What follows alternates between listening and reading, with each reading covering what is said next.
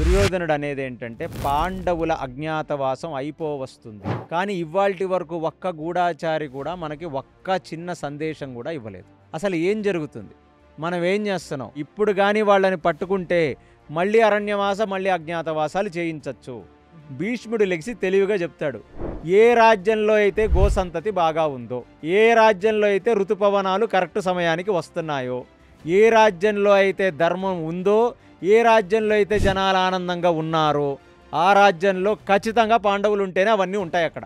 నువ్వు చెప్పిన దాన్ని బట్టి తాత భీష్మ పితామహ మత్స్యరాజ్యంలోనే ఇవన్నీ జరుగుతున్నాయి. అదే కాకుండా కీచకుడు ఉపకీచకులు ఒక రాత్రిలో చచ్చిపోయారు. అది ఒక ఆడామ కోసం కొట్టాడు. కాబట్టి ఆ భీముడు ఈ చంపినవాడు అయి ఉండొచ్చు, ఆ ఆడది ద్రౌపది అయి ఉండొచ్చు. సరే ఏం చేద్దాం అని అడిగితే ఇప్పుడు దుర్యోధనుడే ఒక పెద్ద స్కెచ్ చేసేసాడు అందరి ముందు. ఆ సభలో మనం అక్కడున్న ఆవుల్ని దొంగతనం చేద్దాం. ఆ ఆవుల్ని దొంగతనం చేస్తే ఆ ఆవుల కోసం ఖచ్చితంగా పాండవులు బయటికి వస్తారు. ఏమి కావాలి సుశర్మకి? మత్స్యరాజ్యం కావాలి సుశర్మ. మనకేం కావాలి? మనకి ఆ మత్స్యరాజ్యం లోపల బ్రతుకుతున్న పాండవులు కావాలి మనకు. కాబట్టి ఈ దక్షిణాన ఉన్న సుశర్మ దక్షిణం వైపు నుంచి ఆవుల్ని దొంగతనం చేస్తాడు. మరుసటి రోజు పొద్దున్న ఆవులన్నీ దక్షిణం వైపుకు వచ్చి ఎప్పుడైతే పచ్చిక బయళ్లల్లో మేయటం మొదలు పెడతాయో అప్పుడు ఈ పెద్ద సేనాధిపతి లాంటి వాళ్ళు కొందరు సైనికులు వచ్చి ఆవులని అటువైపు నుంచి మళ్ళించుకుంటూ త్రిగత సామ్రాజ్యానికి తీసుకొని వెళ్ళిపోతూ ఉంటారు. నలుగురు పాండవులు విరాటరాజు కలిసి ఆ దక్షిణం వైపుకు వెళ్ళారు. అసలు ఆవులని చాలా కఠినంగా అక్కడ నుంచి తోలుకుంటూ వెళ్ళిపోతున్నారు. అది చూసి భీముడికి మళ్ళీ విపరీతమైన రౌద్రం వస్తుంది. అది చూసిన ధర్మరాజు, నీ ప్రతిభ మొత్తం చూపించకూడదు ఇక్కడ, మనం ఎందుకు వచ్చాం, ఎవరి ఉప్పు అయితే మనం ఇన్ని రోజులు తిని అక్కడ పెరిగామో దానికి రమ్మన్నాం, అంతేగాని రాజుల్ని చూపిస్తే మనం దొరికిపోతాం, ఇక కొన్ని గంటలో రోజు మిగిలింది, నువ్వు కొంచెం తగ్గు అంటాడు.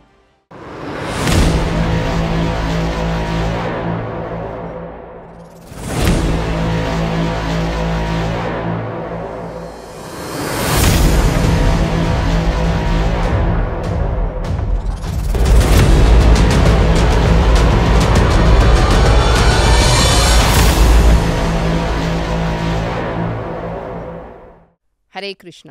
Welcome to KC talks Telugu. నేను మీ మాయ. లాస్ట్ ఎపిసోడ్లో మనం కీచక వధను చూసాము. ఎలా కీచకుడిని భీముడు చంపాడనేది చూసాము. కానీ ఇప్పుడు జయమోతని చంపినప్పుడు అంత అటెన్షన్ గ్రాబ్ చేయలేదు, ఎందుకంటే జయమోత ఒక మామూలు రెస్లర్. కానీ కీచకుడు చాలా పరాక్రమవంతుడు. అది పక్కన ఉన్న అన్ని రాజ్యాలకి కీచకుడు పరాక్రమం ఏంటో తెలుసు. ఇప్పుడు కీచకుడిని మాత్రం కాకుండా ఉపకీచకుల్ని కూడా సంహరించారు. ఆ న్యూస్ని ఎన్ని రోజులు దాపెట్టగలుగుతారు? అదొక బ్రేకింగ్ న్యూస్ యాక్చువల్లీ. సో ఇంకా ఎన్ని రోజులుంది అజ్ఞాతవాసం కంప్లీట్ అవ్వడానికి? వాళ్ళు బయటపడిపోతారా? నెక్స్ట్ ఏమవుతుంది? చాలా సస్పెన్స్గా ఎవ్రీ ఎపిసోడ్ ఐ థింక్ ఒక సస్పెన్స్లోనే ముగిస్తుంది. సో ఇప్పుడు కూడా మేము చాలా వెయిట్ చేస్తున్నాం నెక్స్ట్ ఏమవుతుందని చూడడానికి. So let us listen from KC గారు. కేసీ గారు, హరే కృష్ణ. హరే కృష్ణ. సో మీరు చాలా సస్పెన్స్లో వదిలేస్తున్నారు మమ్మల్ని. నెక్స్ట్ ఏమవుతుంది? అసలు పట్టుపడతారా వీళ్ళు పాండవులు? దుర్యోధన కూడా ఊరికే ఉండడు కదా, ఎలాగో ఈ టైంని యూటిలైజ్ చేసుకోవాలని ఆలోచిస్తాడు. సో ఏమవుతుంది ఇప్పుడు? కీచక ఉపకీచకుల సంహారం తర్వాత ఒక వెటకారపు నవ్వుతో అటుగా నడుచుకుంటూ వెళ్ళిపోయింది ద్రౌపది. తను సైరంధ్రిగా మళ్ళీ అంతఃపురం లోపలికి వెళ్ళి కాముగా తను ఏ పనికి నియమించబడిందో, సుదేష్ణ చేత ఏ పనికి నియమించబడిందో అలాంటి పనులు, మళ్ళీ ఆ గంధం అరగదీయటం, మళ్ళీ ఆ పర్ఫ్యూములు తీసుకురావటం, మళ్ళీ పూలు కోసుకురావటం, ఇలాంటి పనులు నిమగ్నురాలై పని చేసుకుంటుంది. ఇప్పుడు ఇన్ని అగ్నిగుండాలలో వాళ్ళ యొక్క పార్థివ దేహాలను దహించి అంటే వాళ్ళకు అంత్యక్రియలు జరిపించిన సుదేష్ణ విరాటరాజు ఆశ్చర్యచకితులై బంధుమిత్ర పరివారంతో అక్కడ కూర్చొని ఇప్పుడు వాళ్ళు చర్చించుకుంటున్నప్పుడు విరాటరాజు ఏం చెప్పాడట అంటే, ఇక ఈ ఆడ మనిషిని మన అంతఃపురంలో ఉంచకూడదు, ఈ సైరంధ్రిగా నీ దగ్గర పనిచేస్తున్న ఈ మాలిని అనే ఆడ మనిషిని తన పేరు పెట్టుకొని మాలినిగా పేరు పెట్టుకొని సైరంధ్రిగా పనిచేస్తుంది కదా, తినని మనం తక్షణమే విరాట రాజ్యం నుంచి బయటికి పంపించి వేయాలి. కానీ అది నేను చెప్పలేను. ఎందుకంటే తన వైభవం ఇప్పుడు అందరం చూసాం. ఇంతకుముందు నా రాజు కొలువులో, నా నా ప్రజావేదికలో వచ్చి పడిపోయిన మనిషిని నేను చాలా తక్కువ అంచనా వేసి, నేను కీచకుడికి భయపడి నేను ఏ న్యాయము మాట్లాడలేకపోయాను. దాని తర్వాత నీ దగ్గరికి వచ్చిన సైరంధ్రి నీకు చెప్పింది, ఖచ్చితంగా నా భర్త వస్తాడు, లేదా ఈ 5 గాంధర్వుల చేత నేను రక్షింపబడుతున్నాను కాబట్టి వీళ్ళొస్తారు, వాడి ప్రాణం తీస్తారు అని చెప్తే మనందరం దాన్ని ఒక జోక్ అనుకున్నాం. లేదా ఒక ఆడ వ్యక్తి తన ఆక్రోశాన్ని వ్యక్తపరచడానికి ఇలాగ మాట్లాడుతుంది కఠినంగా అని మనం అనుకున్నాం.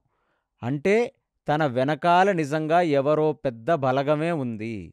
అది మన కళ్ళ ముందు ఒక అదృశ్య శక్తిలాగా ఒకడు ప్రత్యక్షమయ్యి ఆ చెట్టు పీకి చెట్టుతో మొత్తం 105 ఉపకీచకులందరినీ మన కళ్ళ ముందు ఒక్కొక్కడిని నొక్కి మాంసపు ముద్దల్ని చేసిన దృశ్యం నా కళ్ళల్లో ఇంకా మెలుగుతుంది.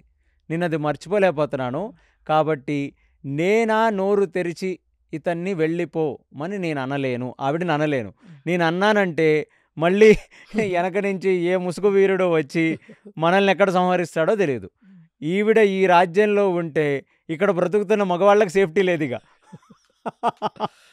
ఒకటేమో ఆడది, అసలు ఆ వయసులో ఎంత అందంగా భగవంతుడు సృష్టించాడో తెలియదు. కాబట్టి ఆ అందాన్ని చూసి మన రాజ్యంలో మన బంధుమిత్రులలో ఇంకెవరైనా ఆమెని కామిస్తే మళ్ళీ వాళ్ళకి ఇలాంటి దుర్గతే పడుతుంది. కాబట్టి నేను కనీసం తన ముందు నిలబడి, అమ్మా సైరంధ్రి నువ్వు ఇక్కడి నుంచి వెళ్ళిపో అని ఒక రాజుగా నేను శాసనం జారీ చేయగలను. కానీ అది చెప్పడానికి కూడా నాకు భయం వేస్తుంది. మళ్ళీ ఆమెను పంపిస్తే మళ్ళీ ఏ అర్ధరాత్రి ఏ ముసుగు వీరుడు వచ్చి నన్ను చంపేస్తాడేమో అని. కాబట్టి ఇందులో మగవాళ్ళు ఎవ్వరూ తలదూర్చొద్దు. అమ్మా సుదేష్ణ, నీ తెలివి నీ చాకచక్యం అంతా వాడి ముందు ఈ సైరంధ్రిని మన విరాట రాజ్యం నుంచి నువ్వు బయటపడేయాలి, నువ్వు బయటికి పంపించేయాలి ఏదో ఒకటి చెప్పి అని సుదేష్ణకి చెప్పగానే వాళ్ళ కళ్ళ ముందు జరిగిన ఈ భీకర దృశ్యం, అంటే 105 చంపి మాంసపు ముద్దలుగా చేసిన ఈ దృశ్యం వాళ్ళని వెంబడిస్తుంది. అక్కడ చూసిన వాళ్ళందరినీ ఒక పీడకలలాగా ఒక హాంట్ చేస్తుంది అది. కాబట్టి ఇక వచ్చి వాళ్ళు వాళ్ళ అంతఃపురాల్లో కుక్కిన పేనుల్లాగా అందరూ పడుకుంటారు. ఇప్పుడు వాళ్ళ మైండ్లో నడుస్తున్న దృశ్యం అంతా ఏంటంటే ఆ సినిమా పాటలాగా నిన్ను వీడని నీడను నేను అని ఒక డెవిల్ సాంగ్ ఎలా అయితే రన్ అవుతుందో అలాగే రన్ అవుతుంది వాళ్ళకి. ఎందుకంటే ఒక్క రాత్రిలో మొత్తం మారిపోయింది విరాట రాజ్యంలో. కీచకుడు లేడు, కీచకుడు తమ్ముళ్ళైన ఉపకీచకులు లేరు, వాళ్ళెవరూ లేరు. అసలు ఏం చేయాలో అర్థం కావట్లేదు. చనిపోయింది కూడా మామూలుగా చనిపోలేదు. వాళ్ళంతా ఒక్కొక్కడు ఒక్కొక్క మాంసపు ముద్దయి చనిపోయారు. ఇప్పుడు సుదేష్ణ వెళ్ళి ద్రౌపదిని చూడాలంటే సుదేష్ణకి ఇప్పుడు భయం. ఎందుకంటే అలాంటి నీచపైన పని చేయించటానికి తన తమ్ముడికి ఒక ఆడ వ్యక్తి నందు ఇంత కామ వికారం ఉందని తెలిసి కూడా ఆ మదిర తీసుకెళ్ళటానికి పంపించింది కదా. ఏ ముఖం పెట్టుకొని సైరంధ్రితో మాట్లాడుతుంది? ఇంకా సైరంధ్రి ఎక్కడన్నా పనిచేస్తే ఈమె ఇంకొక రూట్లోంచి వెళ్ళిపోవాలి లోపలికి.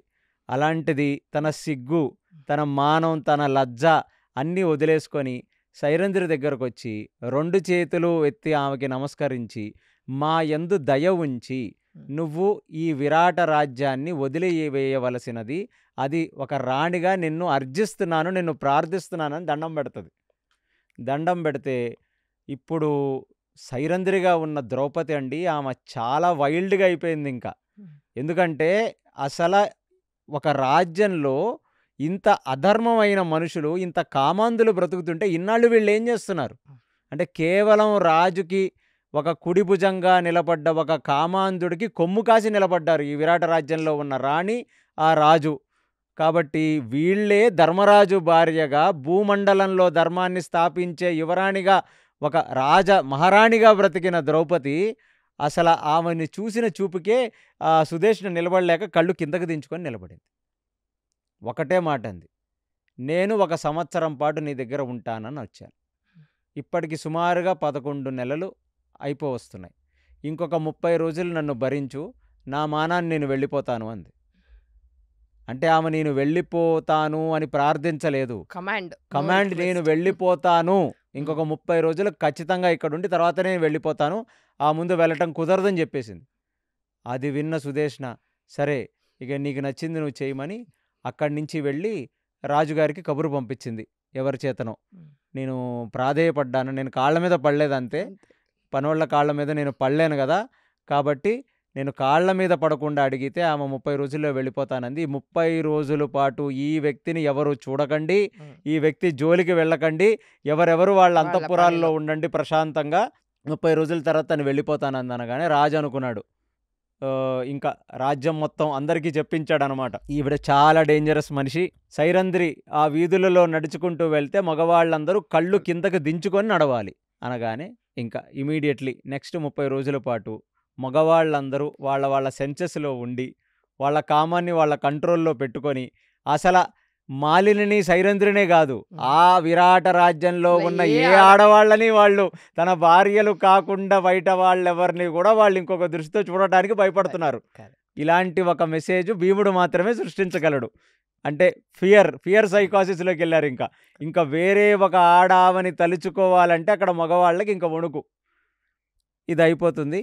ఇప్పుడు విరాటరాజు కూడా ప్రశాంతంగా తన పని తాను చేసుకుంటున్నాడు, ఏమీ జరగనట్టుగా.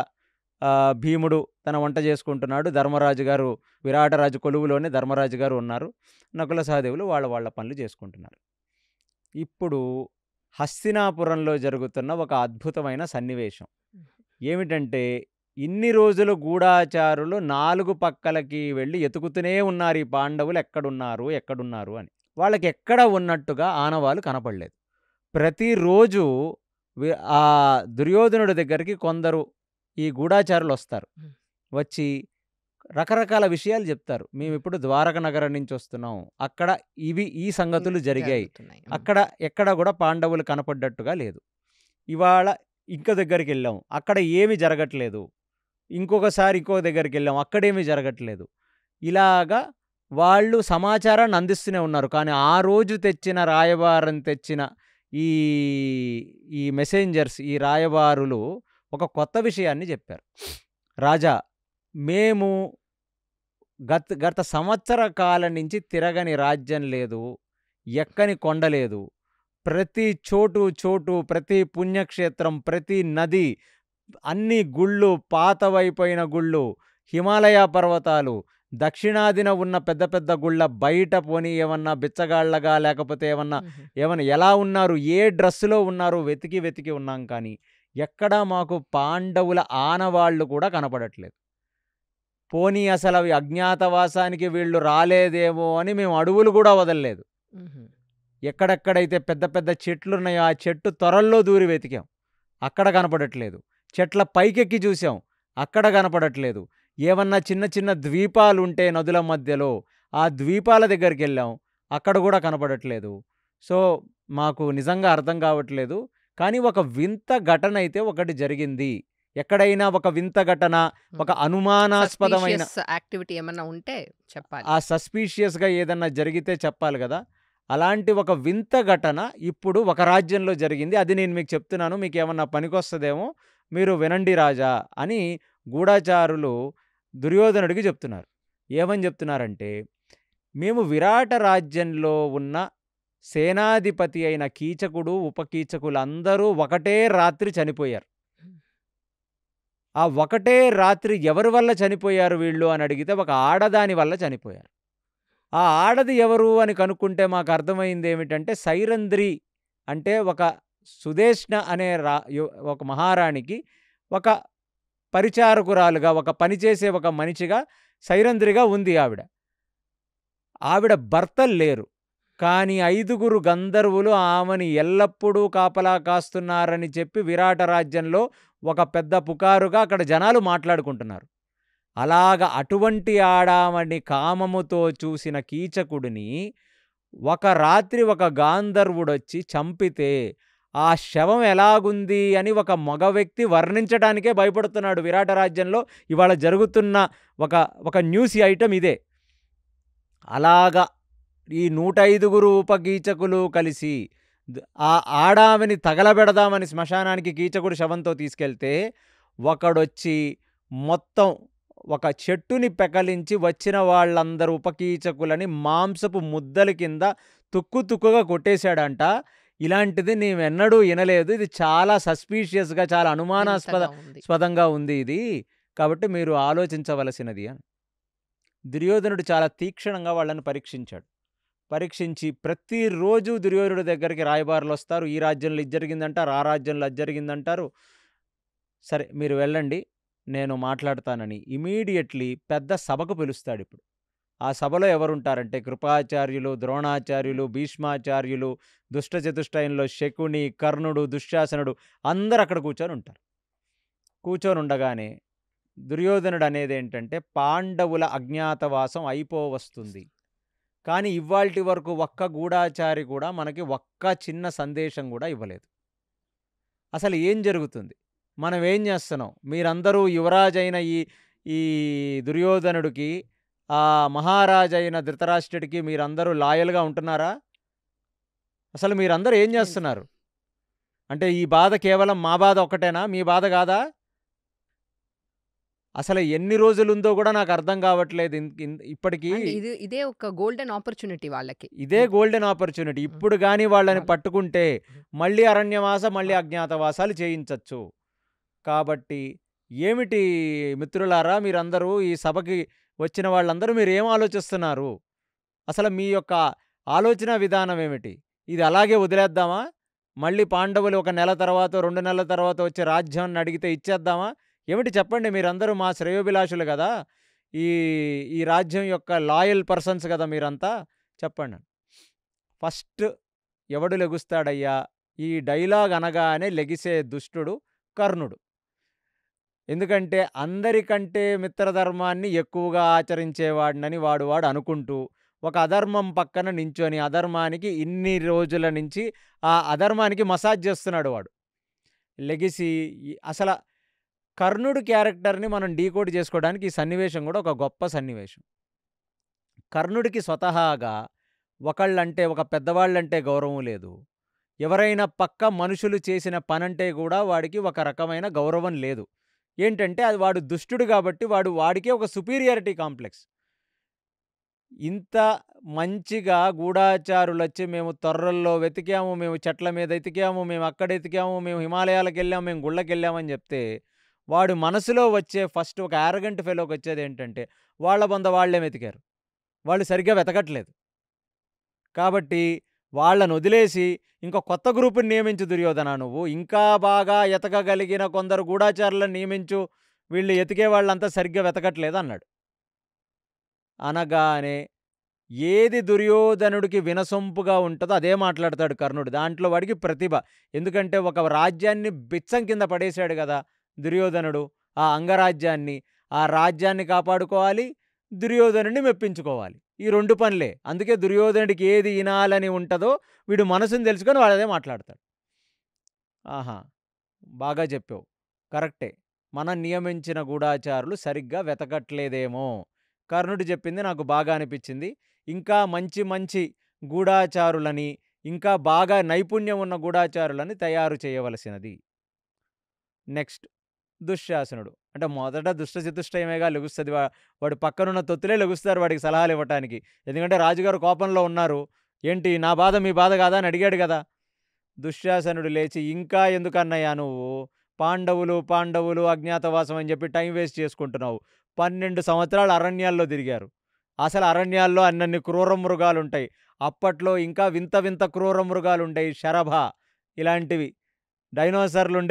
ఉండేవో, లేకపోతే ఇంకా పెద్ద పెద్ద మదించిన ఏనుగులు, దాని తర్వాత రాకాసి గద్దలు, పెద్ద పెద్దవైనవి. ఇవన్నీ ఎన్నడో వాళ్ళని చంపుకు తినేసుంటాయి అన్నయ్య. ఇంకా నువ్వు అనవసరంగా పాండవులని వాళ్ళ గురించి ఆలోచించుకుంటూ నీ సమయం వృధా చేస్తూ మా సమయం వృధా చేస్తున్నావు. నీ మైండ్‌లో ఉన్నారు పాండవులు అంతే. నిజానికి బ్రతుకున్నారా? ఎవడన్నా చూసాడా? ఈనడన్నా మనకు చెప్పాడా? ఎప్పుడో వాళ్ళని మృగాలు తినేస్తే ఆ తినేసిన ఎముకలు భూమి లోపలికెళ్ళిపోయి ఆ భూమి మీద మొక్కలు కూడా మొలిసుంటాయన్నాడు. వాడి కాన్ఫిడెన్స్ అది. పాండవులనంట జంతువులు చంపేశాయంట. అవి డీగ్రేడ్ అయిపోయి ఆ ఎముకలన్నీ మట్టిలో కలిసిపోయి ఆ మట్టి ఎరువుగా మారిపోయి మొక్కలు కూడా మొలిసాయంట దాని మీద. అది వాడి వైభవం. ఇలాంటి వాళ్ళని పక్కన పెట్టుకున్నాడు కాబట్టి దుర్యోధనుడు ఓడిపోయాడు ఆ యుద్ధంలో. కాబట్టి కర్ణుడికేంటంటే వాడికెప్పుడూ అనుమానమే. ఎందుకంటే వాడు దుష్టుడు వాడికి తెలుసు. ఆ కాలంలో రాజంటే ఏంటంటే ప్రభువు మీద ధర్మంతో జనాలు ఇచ్చిన పని కర్తవ్యం నిర్వహిస్తారు. అలా గాదు. వాళ్ళు సరిగ్గా వెతకలేదు. వీడు కర్ణుడే పక్క నుంచి చూసినట్టుగా. సో, దుష్టుల యొక్క ఆలోచన విధానం ఇలా ఉంటది. బ్లేమ్ గేమ్ పక్కవాడిని. ఇంకా పరమనీచుడైన దుశ్శాసనుడు ఏంటంటే ఇంకా అంటే ఇది ఎలాంటిదంటే దీనికొక న్యాయం ఉంది. ఏమిటంటే కుందేలట తన ముందు ఏదన్నా ఆపద వస్తే కుందేలు కళ్ళు మూసేసుకుంటది. తన ముందు ఒక ఒక ఒక పెద్ద పిల్లో, ఒక పామో లేకపోతే ఇంకేదైనా ఒక తనను తినేసే పెద్ద మృగమో కనబడితే భయంతో కళ్ళు మూసేసుకుంటది. కళ్ళు అసలు ఏం మూసుకుంటే లేవు అని అనుకుంటది. కళ్ళు మూసుకుంటే ఏం కనపడదు గదా! ఉమ్, అయ్యో! నా ముందు నుంచి నా ప్రమాదం మాయమైపోయిందని అనుకోని తనను తాను భ్రమించుకుంటూ బ్రతుకుతది. ఉమ్, దీన్ని ఖర్గోశ న్యాయం అంటారు. కుందేలు యొక్క ఆలోచన విధానం ఇలా ఉంటది. అది అలాంటి వ్యక్తి ఒక ఈ దుశ్శాసనుడు. నీచులు, అధములు ఇలా ఆలోచిస్తారనమాట. ఇప్పుడు ద్రోణాచార్యుడు లెగిసి వాళ్ళు పరాక్రమవంతులు నాయన, వాళ్ళు భూసురులు. వాళ్ళు రాజసూయ యాగం జరుగుతూ పట్టాభిషేకం పొందుతున్న ధర్మరాజుని నేను చూశాను దగ్గర నుంచి. తన వెనకాల ఉన్న నలుగురు తమ్ముళ్ళు, పక్కన ఉన్న ద్రౌపది, ఆ పక్కన ఉన్న ద్రుపద రాజ్యానికి చెందిన వాళ్ళు, కృష్ణుడు, సాత్యకి అందరూ కలిసి అక్కడ నించొనుంటే వాళ్ళని చూసిన ఒక్కొక్క రాజు గడగడలాడిపోయి భయంతో వచ్చి కానుకలు సమర్పించి వాళ్ళకి మోకరిల్లి వెళ్ళిపోయిన వాళ్ళు.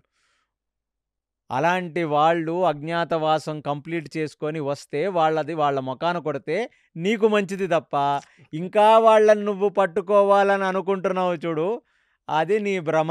వాళ్ళు వీరోచితులు, ఉమ్. వాళ్ళు ధర్మాత్ములు, వాళ్ళకెప్పుడూ హాని జరగదు, అన్నీ కంప్లీట్ చేసుకొని వచ్చేస్తారు. ఈ ప్రయత్నం వృధా నీదని చెప్తాడు. అంటే ఇది వినటానికి మంచిగా లేదు, అవును. కానీ అదే నిజం. ఉమ్. ఇప్పుడు Bitter మీకు truth. మీకు అంటే సినిమా వాళ్ళు ఏం చెప్పారు దీనికి? పాండవ పక్షపాతులు అని చెప్తున్నారు. ధర్మపక్షపాతులు ద్రోణాచార్యుడు, భీష్ముడు. ఏంటంటే నిజంగా ధర్మం యందు పూనుకున్న వాళ్ళు, శ్రీకృష్ణ పరమాత్మ చేత కాపాడుతున్న వాళ్ళు, పడుతున్న వాళ్ళు, ఆ హరి నారాయణుడు సమస్త దేవతాగ్రహం వాళ్ళ వైపే ఉంది.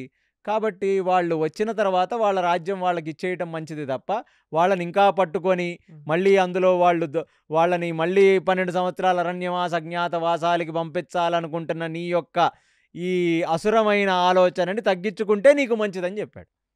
సత్యం ఎప్పుడూ చేదుగానే ఉంటుందిగా, నిజం చేదుగుంటది. అది వినగానే ముఖం ఇలాగ వికారంగా మార్చుకున్నాడు ఇప్పుడు దుర్యోధనుడు. ఈ ముసలోళ్ళు మాట్లాడితే మనకి ఏది వినకూడదు అనుకుంటామో అది పలుకుతుంటాడు. సో అది వినగానే దుర్యోధనుడికి ఆ గుళికరాళ్ళు ఒక స్టీల్ డబ్బాలోనో వేసి కొడితే అది ఎంత మీకు వికారంగా అనిపిస్తుందో, ఆ ద్రోణాచార్యుడు అన్న మాటలు అంత జుగుప్సకరంగా అనిపించాయి. ఎందుకంటే వాడికి కనీసం సిగ్గుండాలి. వాడు సంపాదించుకున్న రాజ్యమా ఇది? వాళ్ళు నలుగురు తమ్ముళ్ళు 4 దిక్కులకెళ్ళి గెలుచుకొని వచ్చిన రాజ్యం, అది కూడా తన మామ మాయాజూదంలో ఓడిస్తే, అంటే వీడు కష్టం అనేది కించిత్ లేదు. ఇది మనుషులందరూ గమనించుకోవాలి. మీ కష్టంతో వచ్చిన ఒక రూపాయిని మీరు అనుభవిస్తే అది మీకు మంచి చేస్తుంది. పక్కోడి కష్టాన్ని మీరు అనుభవించారంటే మిమ్మల్ని దహించి వేస్తుంది అది. కాబట్టి వీడిలో ఏం ధర్మం ఉంది? అంత భూమండలాన్ని జయించుకొని వచ్చిన వాళ్ళు ఒకళ్ళ ఇంట్లో ఊడిగం చేస్తున్నారు. వీడు హంసతూలికా పాన్పుల మీద పడుకొని నగలు నట్రా వేసుకొని వింజామరులు అయ్యి పట్టుకుంటూ ఆ భోగ స్త్రీలతో భోగం చేసుకుంటూ పాంచభక్ష పరవన్నాలు తింటూ బ్రతుకుతున్నాడు ఈ దుర్యోధనుడు. అది తెలుసుకున్న వాడై ద్రోణాచార్యులు వాడు ముందు చెప్పారు, ఇప్పటికైనా ధర్మం తెలుసుకోరా నాయన, వాళ్ళని ధర్మం కాపాడుతుంది. ధర్మో రక్షతి రక్షతః, ధర్మస్య ప్రభు రచ్యుత. కాబట్టి వాళ్ళని ఏమీ చేయలేరు, ఇప్పటికన్నా మార్చుకొని ఇచ్చాము. తర్వాత మళ్ళీ ముసలివాడిలో ఒకడైన వాడు ఇలా మాట్లాడాడు ద్రోణుడు. ఇంకో ముసలివాడు మాట్లాడాలి కదా, చూశాడు ఇంకా ఎటకారంగా, నువ్వేం మాట్లాడతావు అని. ఆల్రెడీ మనం ఏది మాట్లాడినా ఈ దరిద్రుడికి నచ్చట్లేదు, అంటే దుర్యోధనుడికి నచ్చట్లేదు.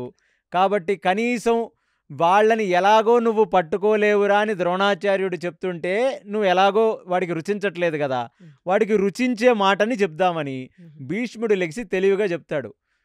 గూఢాచారులని పంపించమంటాడు కర్ణుడు. ఏదో వీడి దగ్గర ఉంచుకొని వీడుంటే పోనీ ఆ మాత్రం గూఢాచారులను పంపించమని వీడే పోయి ఎతకచ్చుగా. అంటే వీడు చెయ్యడు, చేసేవాళ్ల పని వీడికి నచ్చదు. అది కర్ణుడు. ఇక దుశ్శాసనుడైతే వీడు ప్రగల్భాలు పలకడానికి తప్ప దేనికి పనికిరాడు. ద్రౌపది చీరని ఒలవలేక కింద పడిపోయిన దుర్మార్గుడు వీడు. కృష్ణుడు చీరలు ఇస్తుంటే ఇచ్చిన చీరలన్నా ఒలవలేక పడిపోయినవాడు. వీడు చెప్పాలిగా పాండవులు చనిపోతారు, వాళ్ళ ఎముకలు ఎరువులుగా మారి చెట్లు మొలిసాయి అక్కడ అని. ఇలాంటి వాళ్ళని ఎందుకురా మనవడా పక్కన పెట్టుకుంటావు? నేను చెప్తా, నీకు వినాల్సినది నేనే చెప్తాను నీకు. ఏ రాజ్యంలో అయితే గోసంతతి బాగా ఉందో, ఏ రాజ్యంలో అయితే ఋతుపవనాలు కరెక్ట్ సమయానికి వస్తున్నాయో, ఏ రాజ్యంలో అయితే తిండికి కరువు లేకుండా సుభిక్షంగా పంటలు పండుతున్నాయో, ఏ రాజ్యంలో అయితే ధర్మం ఉందో, ఏ రాజ్యంలో అయితే జనాలు ఆనందంగా ఉన్నారో ఆ రాజ్యంలో ఖచ్చితంగా పాండవులు ఉంటేనే అవన్నీ ఉంటాయి అక్కడ. కాబట్టి నువ్వు ఎతకవలసినది ఏమిటంటే ఏ రాజ్యంలో సుభిక్ష ఉందో, ఏ రాజ్యంలో వానలు సరైన సమయానికి పడుతున్నాయో, ఏ రాజ్యంలో గోసంతతి పెరుగుతుందో ఇవి చూసుకుంటే చాలు మనవడానికి దొరుకుతారు. యువరాజా, ఇలాంటి పనికిమాలిన వాళ్ళని నేను అప్పుడే చెప్పాను. ఇంకా ఈ వీడితోనే తిరుగుతున్నావా కర్ణుడితో? నిన్ను ఘోషయాత్రలో మధ్యలో ముంచేసి వచ్చినవాడు, వీడిని నమ్ముకున్నావంటే ఇంకా కొన్నాళ్ళు నువ్వు పూర్తిగా మునిగిపోతావురా. నీకు మా మాట నచ్చట్లేదు కానీ మేము చెప్తుంది అక్షర సత్యం. ఫస్ట్ టైం భీష్ముడిని వాడు ఇలాగ కన్నింగ్గా చూసి ఇప్పుడు ఈ ముసలోడు ఏం మాట్లాడతాడో అని చూసినవాడు, అమ్మ ఎవడూ ఇవ్వలేని హింట్ నాకు భీష్మ పితామహుడు ఇచ్చేశాడని చెప్పి నడుచుకుంటూ వచ్చేసి భీష్ముడి చేతులు పట్టుకుంటాడు. అమ్మ, గూఢాచారులు చేయలేని పని నువ్వు చేసావు. నాకు ముందు నుంచి ఈ డౌట్ ఉండనే ఉంది. అన్ని రాజ్యాల కంటే బాగా సుభిక్షగా ఉన్న రాజ్యం మత్స్యరాజ్యం. గోసంతతి అన్నిటికంటే బహు ఎక్కువగా ఉన్నది కూడా మత్స్యరాజ్యంలో అని మన గూఢాచారులు చెప్తున్నారు. అది కాకుండా సమయానికి వానలు పడుతున్నాయి. ఎందుకు ఇవన్నీ సమాచారం తెలుసంటే నేను అప్పుడే చెప్పాను, రాజసూయ యాగంలో పూర్తి భూమండలాన్ని జయించిన వాడి దగ్గర, అంటే యుధిష్ఠిరుడి దగ్గర మొత్తం పేకాట్లో లాగేశాడు ఈ దరిద్రుడు. కాబట్టి ఇప్పుడు వీడే అక్కడ చక్రవర్తి సార్వభౌమత్వంలో ఉన్నాడు. కాబట్టి ఏ రాజ్యంలో వానలు పడుతున్నాయి అంటే ఇప్పుడు ఇండియాకి ఒక పెద్ద ప్రైమ్ మినిస్టర్ అయితే కేరళలో ఋతుపవనాలు వచ్చాయా, తమిళనాడులో వరదలు వచ్చాయా, తెలంగాణలో వర్షం వస్తుందా, అన్ని సమాచారం ఉంటుంది కదా. నువ్వు చెప్పిన దాన్ని బట్టి తాత భీష్మ పితామహ మత్స్యరాజ్యంలోనే ఇవన్నీ జరుగుతున్నాయి. అదే కాకుండా ఇవాళ పొద్దునే గూఢాచారులు నాకు ఒక సంగతి చెప్పారు. ఏమిటని? కీచకుడు ఉపకీచకులు ఒక రాత్రిలో చచ్చిపోయారు. అది ఎలా చచ్చిపోయారంటే మాంసపు ముద్ద కింద కొట్టేశాడంట ఒక గాంధర్వుడు. అది ఒక ఆడామ కోసం కొట్టాడంట. ఆడామని 5 గాంధర్వులు ఎల్లకాలము రక్షిస్తున్నారని అక్కడ ప్రజలు మాట్లాడుకుంటున్నారంట. కాబట్టి కీచకుడిని చంపాలి అంటే బలరాముడు చంపగలడు, కానీ బలరాముడు ద్వారకలోనే ఉన్నట్టుగా నాకు నా గూఢాచారులు చెప్పారు. శల్యుడు చంపగలడు, కానీ శల్యుడు ఎక్కడో చాలా దూరంగా ఉన్నాడు, తన రాజ్యంలో కూడా లేడని నా గూఢాచారులు చెప్పారు. ఇక మిగిలిన వాడు కీచకుడిని సంహరించగలిగిన ప్రతిభ ఉండేది భీముడికి మాత్రమే. కాబట్టి ఆ భీముడు ఈ చంపినవాడు అయి ఉండొచ్చు. ఆ ఆడది 5 గాంధర్వులు ఆమెని ఎల్లకాలము రక్షిస్తున్నారని చెప్పిన మనిషి ద్రౌపది అయి ఉండొచ్చు. కాబట్టి తాత, నాకు ఒక్క క్షణంలో నువ్వు నా సమస్య మొత్తాన్ని చిక్కుముడి విప్పేశావు నువ్వు. అందుకు తాత, నువ్వంటే నాకు ఎందుకు అంత ఇష్టం తెలుసా? ఇప్పుడు వాడికి ప్రేమ వచ్చింది. పర్ఫెక్ట్ డిప్లొమాట్ అనమాట దుర్యోధనుడు. నేను మీకు ముందే చెప్పాను కదా, అసురులు అన్న వాళ్ళు ఒకళ్ళకి మిత్రులు కాదు, ఒకళ్ళకి శత్రువులు కాదు, స్వార్థపరులు. వాళ్ళకి ఎవరు ఎప్పుడు వాళ్ళకి నచ్చినట్టు మాట్లాడితే ఎలా వాడుకోవాలో అలా వాడుకుంటారు, నచ్చినట్టు మాట్లాడితే వాళ్ళకి అన్నీ చేస్తారు. అది ఎరిగిన కర్ణుడు ఎప్పుడు చూసినా రాజా, ఓహో రాజా, ఆహా అని సోప్ వేయటం అనేది కర్ణుడికి బాగా అలవాటైంది అనమాట ఈ సంగతి. ఇప్పుడు ఇలా చేసిన దుర్యోధనుడిని అటు భీష్ముడు ఇటు ద్రోణాచార్యులు ఒకళ్ళనొకళ్ళు చూసి నవ్వుకున్నారట. వాడిని చూసి నవ్వుకొని సరే ఏం చేద్దాం అని అడిగితే ఇప్పుడు దుర్యోధనుడే ఒక పెద్ద స్కెచ్ చేసేసాడు అందరి ముందు ఆ సభలో. ఏమిటంటే, పాండవులుంటే గోసంతతి చాలా ఎక్కువ ఉంటుందని అన్నావు కదా తాత నువ్వు భీష్మ పితామహ. మనం ఓ పని చేద్దాం, మనం అక్కడున్న ఆవుల్ని దొంగతనం చేద్దాం. ఆ ఆవుల్ని దొంగతనం చేస్తే ఆ ఆవుల కోసం ఖచ్చితంగా పాండవులు బయటికొస్తారు. కాబట్టి దానికి నేను ఇంకొక పెద్ద ప్రణాళిక చెప్తున్నాను. ఉత్తగా ఆవుల్ని మాత్రమే దొంగతనం చేస్తే పాండవులు రావాల్సిన అవసరం లేదు. హ్మ్. ఎందుకంటే రాజ్యంలో ఉన్న యువరాజు, రాజు, సైనికులు అందరూ అందరూ వస్తారు వస్తారు. రక్షించడానికి. పక్కనే త్రిగర్త రాజ్యం అనే ఒక రాజ్యం ఉంది. ఈ త్రిగర్త రాజ్యంలో ఉన్నవాడే సుశర్మ. హ్మ్. సుశర్మకి, కీచకుడికి అస్సలు పడదు. ఎన్నోసార్లు సుశర్మ ఆ ఓడిపోయాడు. మత్స్యరాజ్యాన్ని తీసుకుందామని అనుకున్నాడు. కీచకుడెళ్ళి చితక్కొట్టేశాడు. కానీ ఇవాళ కీచకుడి మీద రివెంజ్ తీర్చుకోవడానికి కీచకుడు బ్రతికే లేడు. ఇదొక కాబ కరెక్ట్ సమయం. ఇదొక కరెక్ట్ సుశర్మకి. సమయం. కాబట్టి సుశర్మ గూడా మన మన మన సమావేశంలో ఇప్పుడు కూర్చొనున్నాడు. ఓహ్! వీళ్ళందరికీ బాగా క్లోజ్ అయిన మనుషులందరినీ పిలిపించాడు గదా! సుశర్మ గూడా వచ్చాడు. సుశర్మ ఏమి గావాలి సుశర్మకి? మత్స్యరాజ్యం కావాలి సుశర్మకి. మనకేం గావాలి? మనకి ఆ మత్స్యరాజ్యం లోపల బ్రతుకుతున్న పాండవులు పాండవులు. కావాలి మనకి. కాబట్టి ఈ దక్షిణాన ఉన్న సుశర్మ దక్షిణం వైపు నుంచి ఆవుల్ని దొంగతనం చేస్తాడు. ఉత్తరం నుంచి మనం ఆవుల్ని దొంగతనం చేస్తాం. ఆవులు ఎక్కడుంటాయి అండి ఒక రాజ్యంలో అంటే పూర్వం హ్మ్. గోచర భూములను ఉండేవి. రాజ్యానికి బయట ఉన్న అడవికి మధ్యలో ఫ్రింజ్ ఏరియాస్ అంటారు. అంటే ఈ మధ్యలో ఉన్న భాగం. హ్మ్. ఆ భాగంలోనే గోవులన్నీ ఆ పచ్చిక బయళ్ళ మీద తిరుగుతూ ఆవులు మేస్తూ ఉంటే ఆ రాజ్యంలో ఉన్న ఈ పచ్చిక బయళ్ళన్నీ కూడా ఆహ్లాదకరంగా ఉండి భూసారం పెరుగుతుంది. అందుకే కృష్ణుడు కూడా ఈ పచ్చిక బయళ్ళలోనే ఆవుల్ని మేతకి తీసుకెళ్ళేవాడు. సో వీళ్ళ రాజ్యానికి దక్షిణాన ఉత్తరాన ఈ పచ్చిక బయళ్ళు చాలా ఎక్కువగా ఉన్నాయి. గోవులన్నీ అక్కడే మేయటానికి వస్తాయి. గోచర భూములు అని ప్రతి రాజ్యంలో కూడా ఒక పెద్ద భూభాగానికి ఆవుల్ని కేటాయించేవాళ్ళు. అలాంటిది ఇమీడియట్లీ ఇప్పుడు మనం ఉత్తరం నుంచి వెళ్ళి ఆ ఆవుల్ని అపహరిస్తే ఇటువైపు అటువైపు సైన్యాలు విడిపోకుండా మొట్టమొదట దక్షిణం వైపు నుంచి మనం అటాక్ చేయాలి.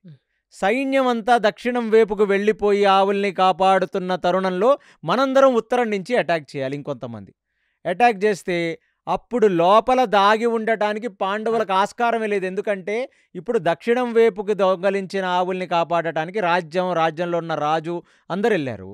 ఇప్పుడు ఉత్తరంలో ఉన్న వాళ్ళని కాపాడటానికి ఖచ్చితంగా లోపల ఉన్న దాక్కొని ఉన్న పాండవులు రావాల్సిందే. అవి కాబట్టి ఆవులు కాబట్టి ఖచ్చితంగా కాపాడడానికి వాళ్ళు బయట ఆవులు వస్తారు. కాబట్టి అవి ఖచ్చితంగా కాపాడాల్సిందే.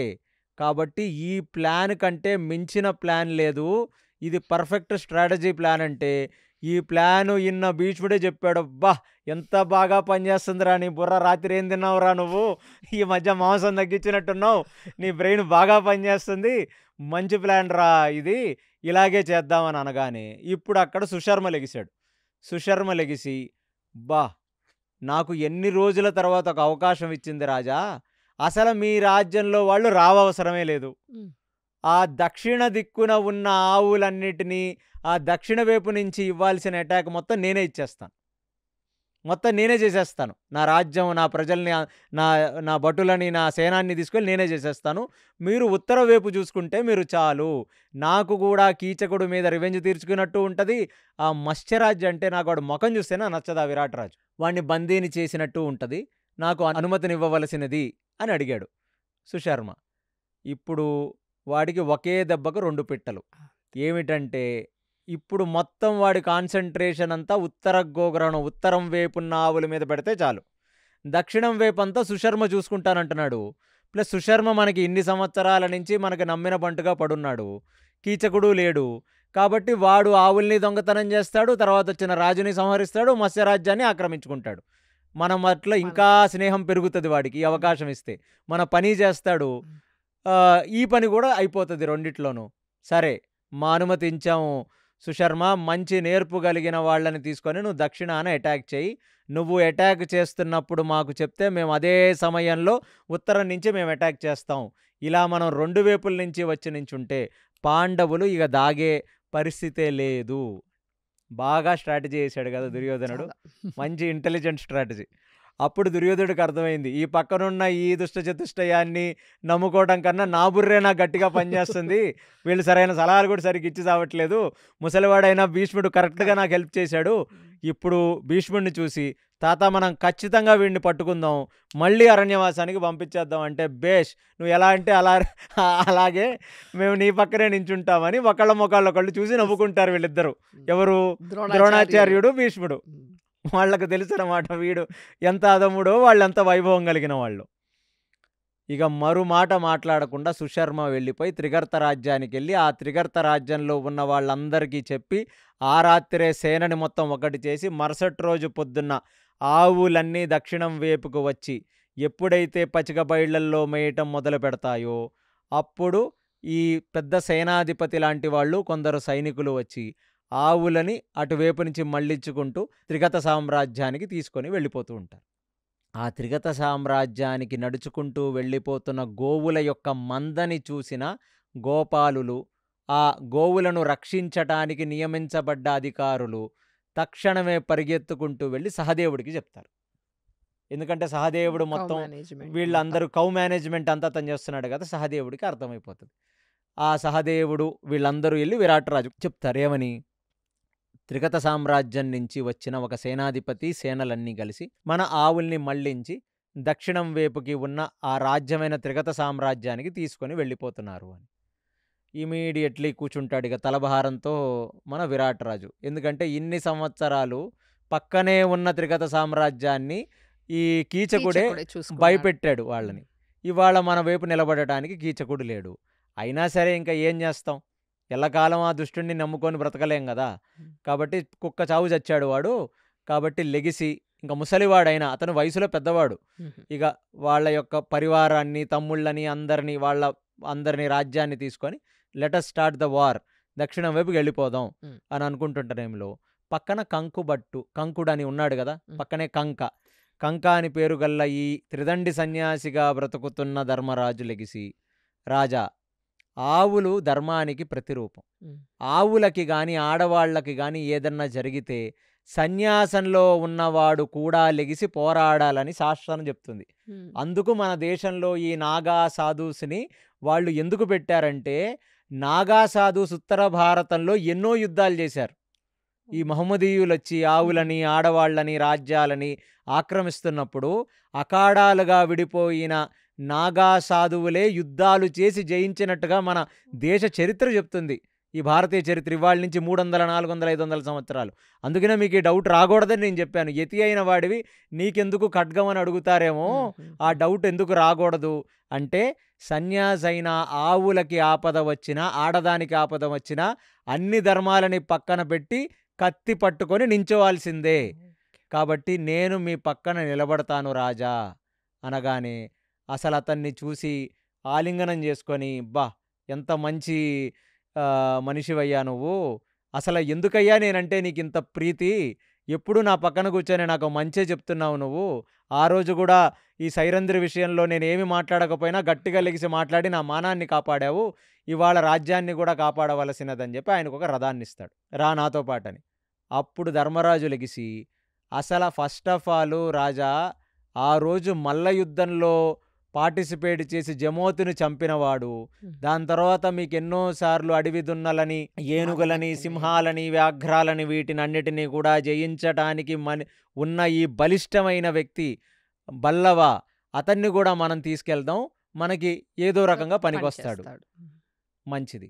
మరి మనకి సందేశాన్ని ఆవులు వెళ్ళిపోతున్నాయి అని తీసుకొని వచ్చాడా సహదేవుడు, అతన్ని కూడా తీసుకెళ్దాం, ఇంకా మంచిది. మరి ఇన్ని గుర్రాలకు ట్రైనింగ్లు ఇచ్చి గుర్రాలన్నీ హ్యాండిల్ చేయగలిగిన వ్యక్తి అతను మాత్రం రాజ్యంలో దేనికి, అతన్ని కూడా తీసుకెళ్దామంటే అందరికీ నలుగురికి 4 రథాలు ఇచ్చారు.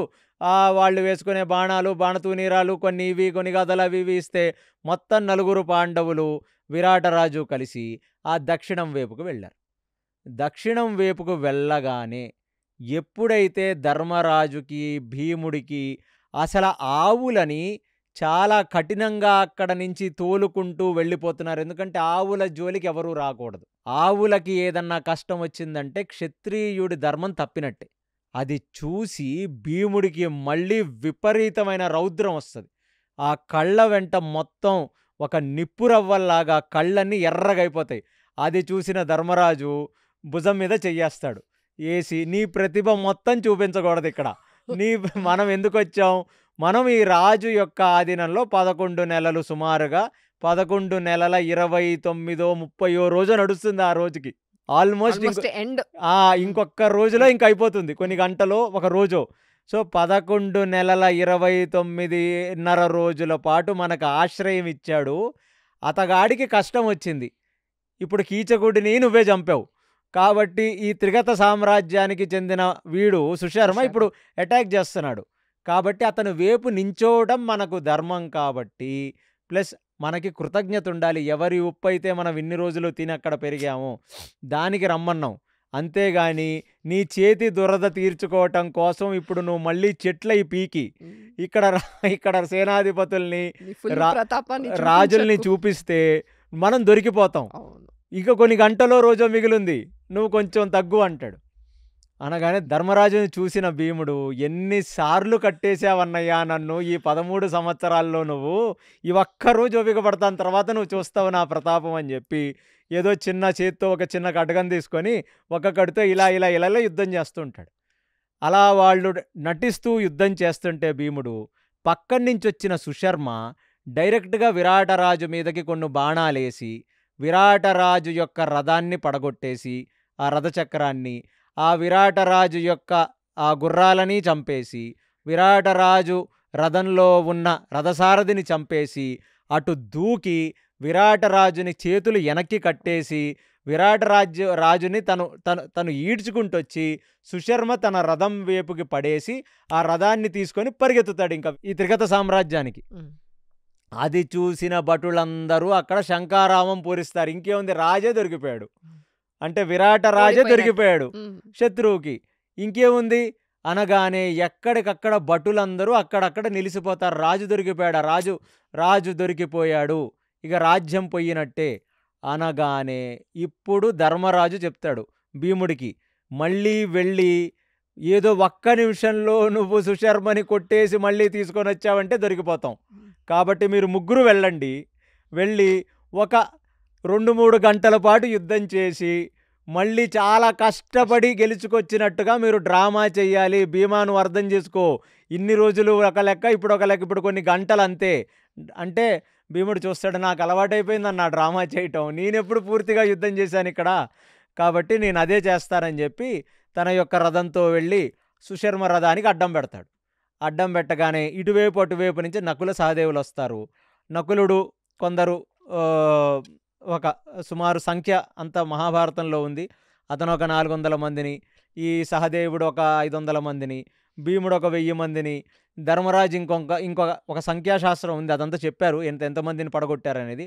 వాళ్ళందరినీ పడగొట్టి భీముడు రథం మీదకు దూకి సుశర్మని ఒక్క గుద్ది సుశర్మని రథం మీద నుంచి కిందకు తోసేసి విరాటరాజు కట్లిప్పేసి విరాటరాజుని వాళ్ళ రథం మీదకు తీసుకొని పరిగెత్తుకుంటూ వచ్చి వెనక నించుంటారు మళ్ళీ ధర్మరాజు వెనకాల.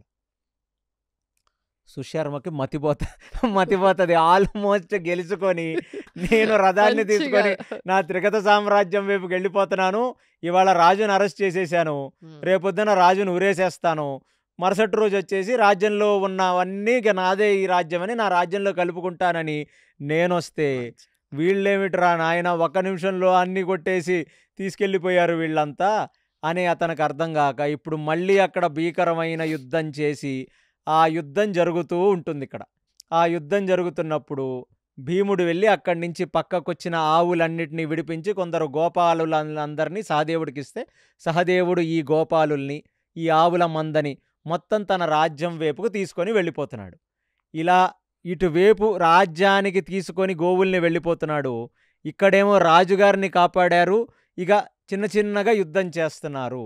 ఇది దక్షిణం వైపు ఇలా జరుగుతుంటే హస్తినాపురం నుంచి కొన్ని వేల రథాలు, కొన్ని లక్షల సైనికులు అందరినీ తీసుకొని అక్కడికి దుర్యోధనుడు వస్తున్నాడు. ఎవరెవరిని తీసుకొని వస్తున్నాడు అంటే అతను ఋతుపర్ణుడు, ద్రోణాచార్యుడు, దాని తర్వాత అశ్వత్థామ, కృపాచార్య, భీష్మాచార్య, కర్ణుడు, దుశ్శాసనుడు, శకుని, మొత్తం దిగ్గజాలందరూ ఎవరైతే మీకు కురుక్షేత్రంలో కనబడతారో అంతమందిని ఆ నార్త్ వైపుకి అంటే ఉత్తరం వైపుకు తీసుకొని వచ్చి అక్కడ ఉన్న వాళ్ళందరినీ అక్కడ నించోబెట్టి అదంటే ఒక పెద్ద భీకర యుద్ధాన్ని తలపించి అక్కడ ఉన్న ఆవులని ఒక సైనికుడిని ఒక సేనాధిపతిని పంపించి ఆవులన్నిటినీ మరల్చు ఇటువైపు అనగానే ఆ సేనాపతి వెళ్ళి ఆవులన్నీ ఇటువైపు మరలుస్తాడు. అలా ఆవుని ఇటువైపు మరలుస్తుంటే అప్పుడు అక్కడ ఉన్న గోపాలకులు ప్లస్ అక్కడ ఉన్న ఆ గోవుల్ని కాపాడేవాళ్ళు పరిగెత్తుకుంటూ వెళ్ళి విరాట రాజ్యంలో ఉన్న మిగతా వాళ్ళందరికీ ఈ విషయాన్ని చెప్తారు. ఇప్పుడు ఎవరున్నారయ్యా ఆ రాజ్యంలో అంటే ఆ రాజ్యంలో కేవలం ఆడవాళ్ళు, బృహన్నల, చిన్న చిన్న సైనికులు అంటే కత్తులు అవి కరెక్ట్గా పట్టుకోలేని వాళ్ళు, యుద్ధం సరిగ్గా చేయలేని వాళ్ళందరూ రాజ్యంలో మిగిలారు. ఎందుకంటే భీకరమైన యుద్ధం దక్షిణంలో జరుగుతుంది. సో అక్కడ యుద్ధం జరుగుతుంది. ఈ ఉత్తరంలో మొత్తం కురుక్షేత్రంలో ఎవరెవరైతే కౌరవుల వైపు నిలబడ్డారో ఆ కౌరవోత్తములందరూ అటువైపు నిలబడి ఆవుల్ని తరలిస్తున్నారు. ఇక్కడ మనం ఇవాళ ఈ పాడ్కాస్ట్ని ఇక్కడ ఎండ్ చేసి వచ్చే పాడ్కాస్ట్లో ఉత్తర గోగ్రహణం అనేది ఎంత భయంకరంగా ఉంటుంది, ఎంత చాకచక్యంగా చేస్తారనేది మనం తెలుసుకుందాం. హరే కృష్ణ. హరే కృష్ణ. ఇక్కడ గమనించాల్సిన విషయం ఏమంటే అజ్ఞాతవాసం ఇంకొంచెం గంటల్లో ఒక రోజుల్లో ముగియబోతుంది. ఇక్కడ పాండవులు ఏదైతే ఏంటి మనం వాళ్ళు గెలిచినా గెలవకపోయినా మనకేం సంబంధం లేదని ఉండొచ్చు. కానీ వాళ్ళు గో సంరక్షణకి ప్రాధాన్యత ఇచ్చారు. సెకండ్ వచ్చేసి ఆ రాజు సంవత్సరం పాటు ఆశ్రయం ఇచ్చాడు కాబట్టి వాళ్ళ కృతజ్ఞత చూపించాలి అని అనుకున్నారు. అందుకనేసి దక్షిణ గోగ్రహణంలో విరాటరాజుని సుశర్మ పట్టుకున్నప్పటికీ వాళ్ళ కృతజ్ఞత చూపించాలనేసి పాండవుల్లో 4 ధర్మరాజు, భీముడు, నకుల సహదేవులు వెళ్ళారు యుద్ధానికి. సుశర్మ విరాట రాజ్యాన్ని బంధించేశాను, గెలిచేశానని హ్యాపీగా వెళ్తుంటే భీముడు వెళ్ళి అడ్డంగా నిలబడి విరాటరాజుని కాపాడి తిరిగి తీసుకొచ్చాడు. ఆవుల సంరక్షణ కూడా జరిగింది. దక్షిణంలో ఇలా జరగగా ఉత్తరాన కౌరవులు ఇంకా అందరు మహారథులు రెడీగా ఉన్నారు. గోవులని ఆల్రెడీ అపహరణ చేసేశారు. మరి ఇక్కడ కాపాడేది ఎవరు? విరాట రాజ్యంలో ఉన్న రాజు, భటువులు అందరూ దక్షిణాన వెళ్ళారని చూశాము. మరి మిగిలింది ఎవరు? ఓన్లీ ఆడవాళ్ళు, పిల్లలే. మరి వీళ్ళు ఎలా ఈ మహారథులని ఎదుర్కొంటారనేది నెక్స్ట్ ఎపిసోడ్లో చూద్దాం. హరే కృష్ణ.